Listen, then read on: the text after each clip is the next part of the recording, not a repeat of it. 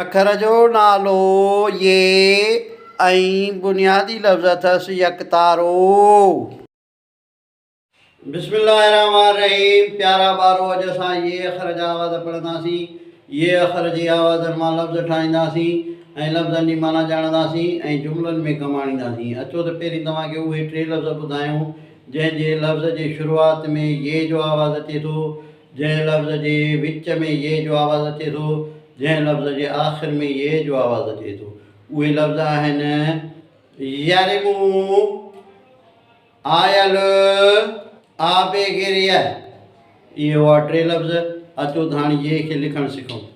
ये हिन लाइन खां छिके मथां आणे हेठि गोल आणे वरी मथे कबो, मथां हेठां 2 टुपका ॾेई ऐं मथां ज़बर ईंदसि आवाज़ु थींदो ये मथे लिखी थोरी ऐं पोयों मथे करे गोल करे हेठां ऐं हेठां ज़ेर ॾेई बसि आवाज़ु थींदो ये लिखी ऐं मथां पेश ईंदुसि त आवाज़ु थींदो ये खे पोयों अलफ़ ईंदो त आवाज़ु थींदो या।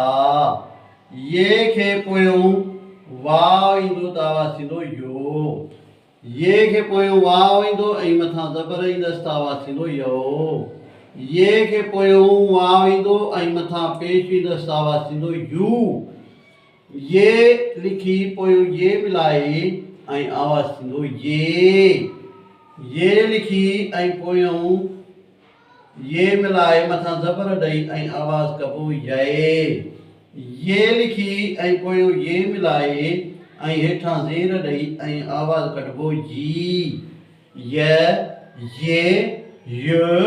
या यो यो यू ये ये हुआ आवाज़। हाणे लिखंदासीं लफ़्ज़। ये ज़बर य तय ज़ेर ती मीम पेशो म। यतीम, यतीम माना जंहिंजो माउ पीउ न हुजे ॿार जो, उनखे यतीम चइबो आहे। ये पेशो यो थे ज़ेरे थे युद्ध, युद्ध माना लड़ाई जंग। ये अलफ़ या जीम पेशा जू जीम पेशो ज याजूज, याजूज इस्म ख़ास आहे ऐं नालो आहे नूह जे पुट जो नालो आहे। ये वा योग पेशो ग योग, योग हिंदुनि जी ख़ासि इबादत आहे, उनजो नालो आहे। ये वा ज़बर यौमी पेशो म यौम। ये वा ज़बर यौमी पेशो म यौम माना ॾींहुं। ये वा पेशा यू रे ज़बर र शीन पेशो श यूरश। यूरश लफ़्ज़ जी माना आहे हमलो। जीम नून ज़बर ज बे ज़ेरे बे ये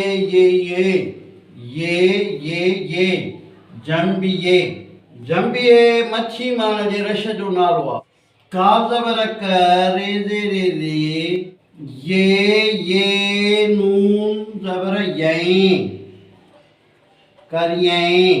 करिए माना तू करे।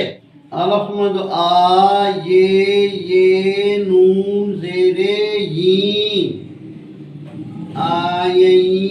यतीम, युद्ध, याजूज, योग, योम, यूरश, जुम्बिये, करिए, आइए। ये हुआ ये अखर जा आवाज़। इहा अॼु असांजी कक पटी पूरी थी। हिन वीडियो खे लाइक कंदा, शेयर कंदा, फॉलो कंदा। ये यकतारो।